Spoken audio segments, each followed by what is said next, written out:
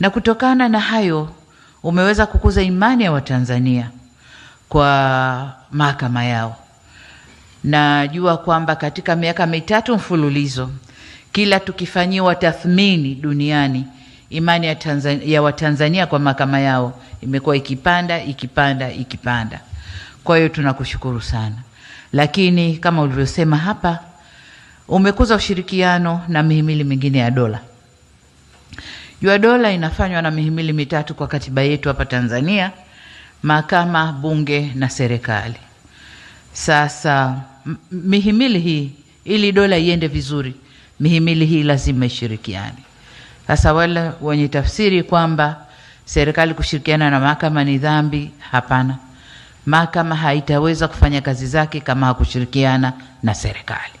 Kwa hiyo ulifanya vizuri katika mhimili wa mahakama, na ndio maana mambo yote haya yakawa yametekelezwa vizuri.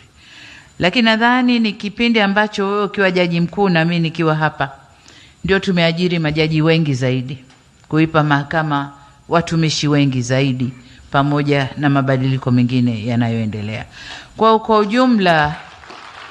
Kwa ujumla, Mheshimiwa Jaji Mkuu mstaafu, mimi nikushukuru sana kwa utumishi uliotukuka, na niliwiwa kukupa nishani kwa utumishi ule. Kwa nakushukuru sana.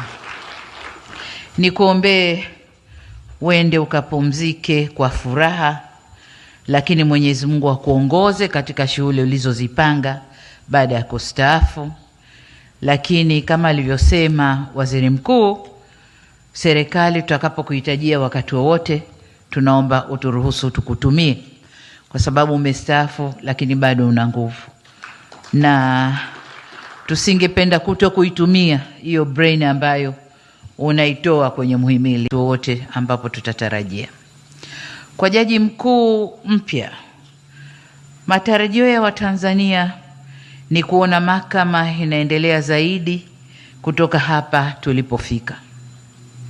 Majengo, watendakazi, mifumo na yote yaliyoko mahakamani yanahitaji kuendelezwa, na jaji mkuu mstaafu amesema vizuri hapa kwamba bado kuna miradi ambayo inaendelea, mengine fedha zake zipo, mengine fedha za kutafutwa, lakini kuhakikishia ushirikiano wa serikali kwenye kukamilisha miradi hii.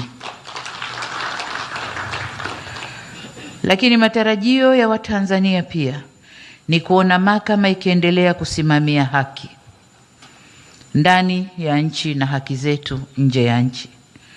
Kwa hiyo hilo nalo ni jukumu kubwa ambalo Watanzania tunatarajia utalisimamia. Katika kusimamia haki, siku ile